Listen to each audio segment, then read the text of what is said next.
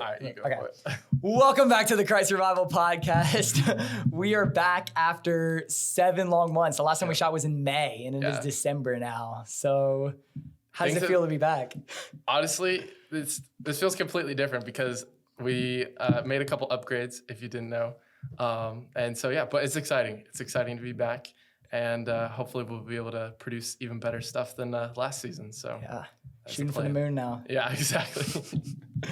Yeah. Today we are talking about loneliness.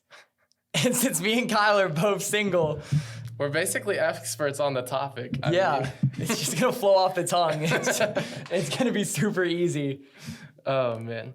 But yeah, this episode we wanted to tackle loneliness and just in the crazy busy culture that we are in, it's super easy to get caught up in ourselves and feel lonely at times and go through those trials and stuff. So we just want to kind of talk through that and just make some key differences because we do want to start off by defining loneliness because when we were just doing some research, we noticed that loneliness, there are kind of two different types of loneliness. You have like the feeling of loneliness and then also the actual physical state of being alone.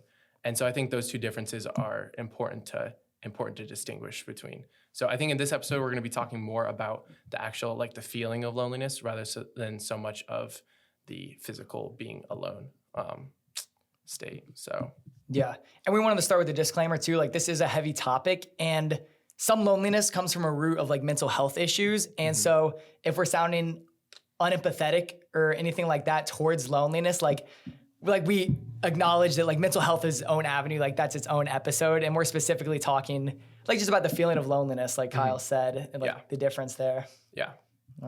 So when preparing for this episode, I asked a lot of people for notes and what they thought about loneliness. And actually something that I thought was super interesting is everyone I talked to perceived loneliness like in a different way. Like they gave me notes like of how they handled loneliness and may have walked through that or like experienced that in their life. Yeah. And everyone's experience was actually super different from the last people, which I thought was super interesting in studying this. I feel like everyone deals with loneliness in their own like personal way. Like it's not just the same for everybody. You each have your own internal battles and things that you're struggling with. And so you're all going to deal with loneliness in a different way. So it does make it an interesting topic and thing to kind of deal with and talk about. But yeah. And like tying culture into this is sad.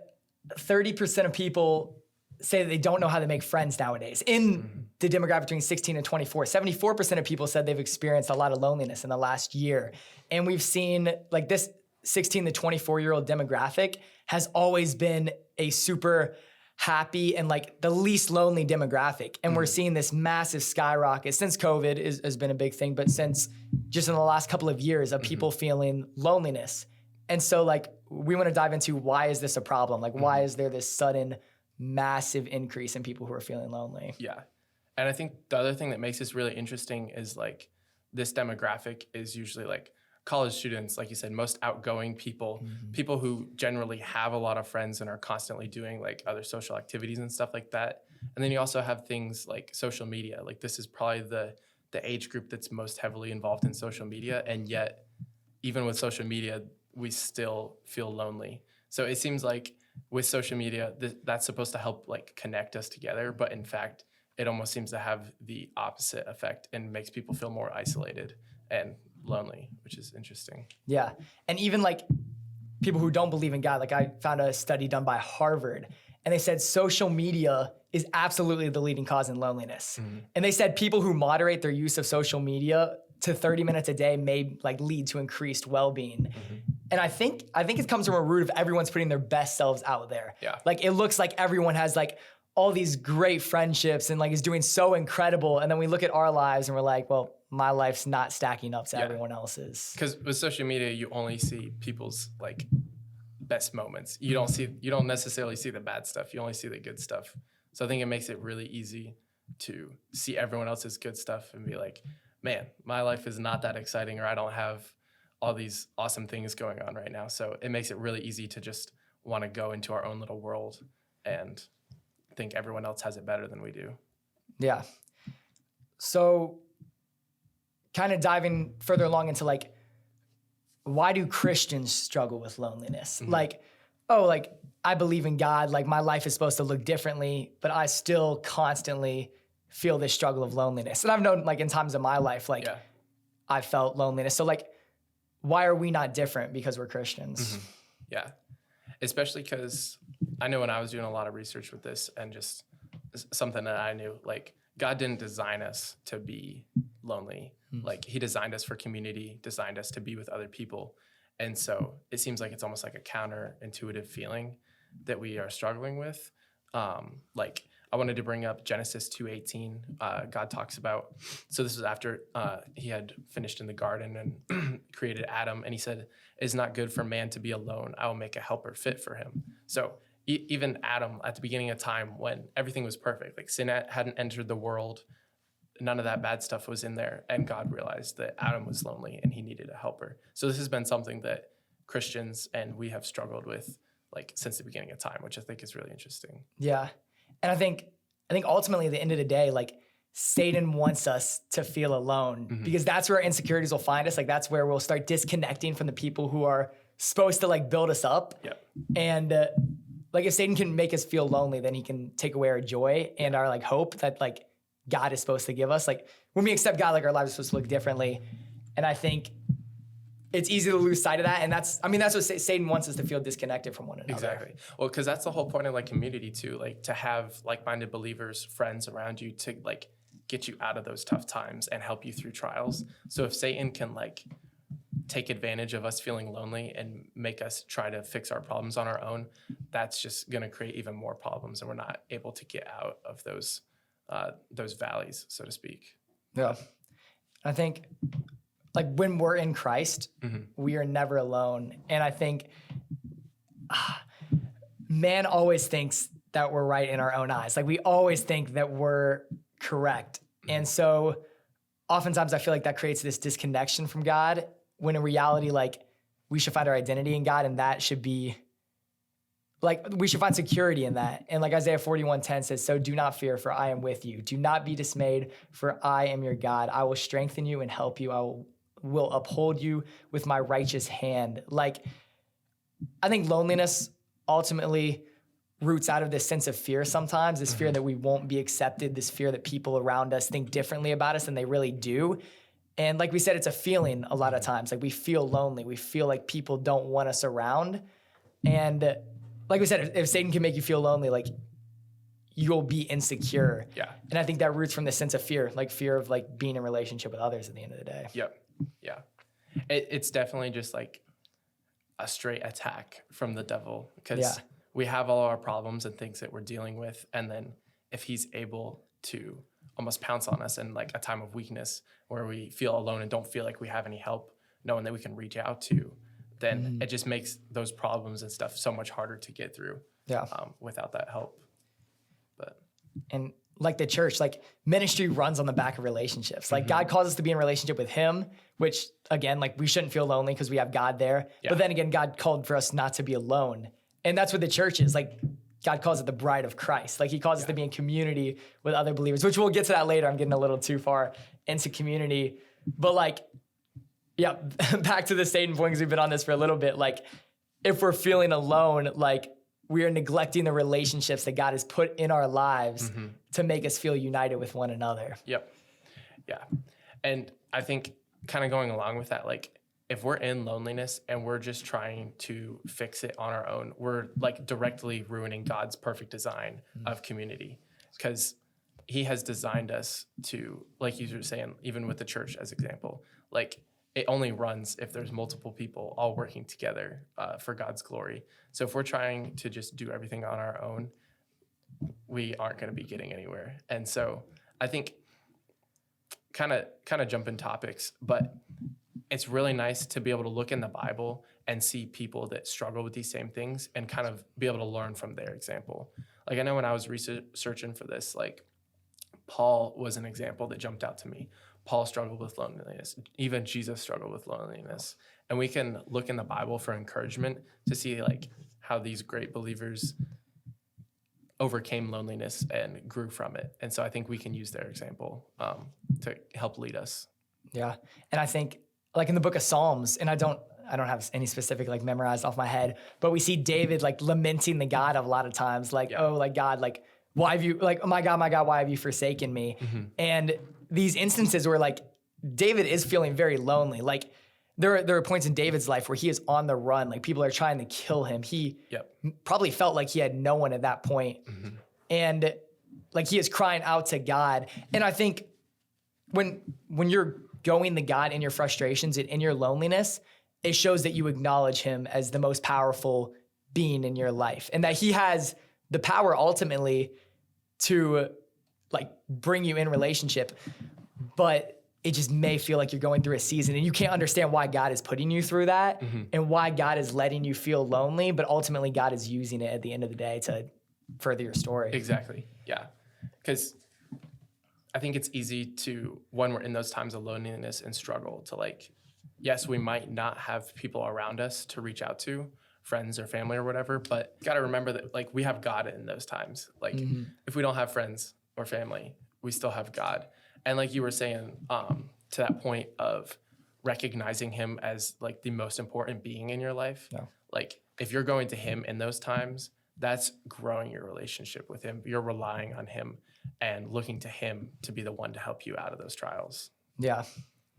And I think since we're talking about like relying on God, let's move back into like relying on people to fulfill like our identity. And I think no matter what relationship it is, we subconsciously view people as objects. And hear me out, this sounds really bad at first, but we love people in the sense that they're going to give something to us in return, whether it's their time, whether it's gifts, whether it's love, whether it's empathy. Like if we love them, if we're there for them, they're going to be there for us. And if they're not there for us, then we don't love them. We cut them off because our love is conditional on the fact that we're getting something in return. Like that's the human condition, is that we're conditional creatures. Yeah.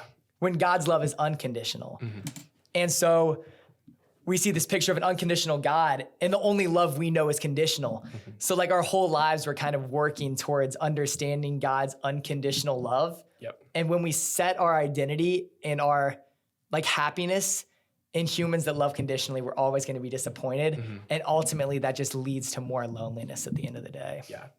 And I know for me, like personally, like just trying to understand God's unconditional love is really hard to do because all I've ever known, like as far as like human love, is usually a conditional love. And it's like just trying to grasp that concept that God loves unconditionally. And even when I haven't necessarily been making an effort to like have a relationship with him and like increase, like grow my relationship with him, he still loves me the same as if I had a good relationship with him compared to when I don't have a good relationship with him. Like that doesn't matter to him. He loves me the same. And so in those times of trials, it can be hard to remember that, but we have to, and know that even when we're struggling, that doesn't matter to God. Like he's still going to love us and wants to help us through those times. Yeah. So. And I think often, because we're so used to conditional love in our life, we can view God's love as conditional. Yeah. Like, oh, I'm struggling with this sin in my life, or oh, I'm doing these things that aren't pleasing to God, and therefore God's not with me right now. Like he's frowning upon me. Like he hates what I'm doing. He doesn't love me right now because I'm not doing things that honor him. When in reality, like God never leaves us. And I think if we can steep in our reality of God's presence in our life, like maybe that'll help us feel, I mean, his presence more and feel less lonely in our day-to-day lives. Because we're more connected to him. Yeah. I also think it could be really hard to do, and this is something I'm learning, but like sometimes we can get into the rut of, we'll go to God when we're having problems and when we're having trials, and we'll trust him to like get us out of those problems. But then as soon as life like starts going well again and everything's good, we're like, all right, I don't need God anymore. Like I'm doing fine on my own. I can do my own thing and I don't need God. And sometimes in those moments, it's really easy to feel lonely too, because even though things might be going well for us in life, like where's our satisfaction coming from? If we're just putting that in like worldly, physical things and not continuing to better that relationship with God, then we're going to feel lonely and empty in those times too. So it's just important to trust him in the bad times and the good times as well. Yeah. And I think kind of switching topics again, because we're running out of time, but something that I think often makes us feel lonely is sometimes as Christians, like Colossians, what is it? Colossians 2:3, I believe, or it might be 3:2, but it's talking about like setting our minds on things above, like looking to heaven, like not looking at earthly things. And we see the whole book of Ecclesiastes is talking like the more we grow in our relationship with God, the more we realize everything on this earth is pointless. But I think it's still easy to fall into this rut of seeing people who are partying, seeing people who are doing things that are sinful, like having sex, partying, like drinking, like doing things, and it looks like they're having so much fun. Yeah. And that creates a sense of jealousy, like, I believe in God, but my life's just not as good as theirs because they're having so much fun and I'm going to church, I'm living a quote unquote Christian or holy life, but that holy life doesn't seem as fun as partying and living it up and living a YOLO lifestyle. And I think that can leave us lonely too. Yep. It just all comes back to what are we looking for our, are we looking to God in order to be fulfilled? Or are we looking to those worldly things, that lifestyle to be fulfilled? Because like you said, if you see all these other people going off doing these things, whatever, and you're like, man, I really want that. That's obviously what you're looking to be fulfilled rather than that relationship with God. So even if you're quote unquote living that Christian life, if you aren't looking to him for fulfillment and purpose, then that's going to cause you to be lonely too. So it's easy to get in those ruts. Yeah. Something that Jenny Allen said that really stuck out to me was let people be people and God be God. And I think when we start to blend the two, like it just breeds chaos. Yeah. And we need to remember, like, we live in a fallen world, like a fallen, sinful world, and even our lives are never going to be perfect. Like the Christian life is a pursuit of holiness, but when we start to blend that with like God's purpose in worldly things, like it never clashes well. Like we have to remember that God is like, we suck more than we think we suck. Yeah. But God, like, still ultimately sent his son to die to save us. And we need to always keep that distinction at hand. And I think for every area of our life, including loneliness, like that is a major factor. Yeah. Yeah. Well, yeah, it really, I think, does come down to that relationship with God. Like, yeah, the world might offer all these solutions to fix loneliness or whatever, but if we don't realize how bad we are and die to sin and live for God instead, then we're always going to struggle with loneliness. And not that we won't struggle with loneliness if you are living a Christian life, but just to remember that it all comes back to that relationship with God. Yeah. But, and I think often loneliness, like we talked about, like back to the feeling thing, like it is a feeling. And 2 Corinthians 10:5 talks about taking every thought captive and like not, and which is difficult because I feel like there are weekends where I'm like, I feel lonely, even though there's people all around me and like people who love me, and just taking every thought captive and living a life that reflects God's love. And I think that ultimately, yeah. It is like a constant battle and things that we have to deal with. But I think that's exciting because in these next couple episodes, especially the next episode, we're going to be talking about like how to cultivate a community of intentionality. So yes, we do ultimately need to be looking to God for that purpose and fulfillment in our lives, but it's also important to have a community around us that pushes us towards that. And I think that can be really difficult, like for our generation and our age group, to make sure we're making right friends and things like that. So I'm excited to, in the next episode, to talk a little bit more about a community of intentionality. Yeah. All right. Until next time, thanks for listening, guys. Like, it's good to be back in the studio, and we put a lot of work into this. So I really appreciate everyone who listens for the 15, 20 minutes that it is and supports. So yeah. Yeah. Awesome. Cool. Thank you, guys. And we'll see you in the next episode then.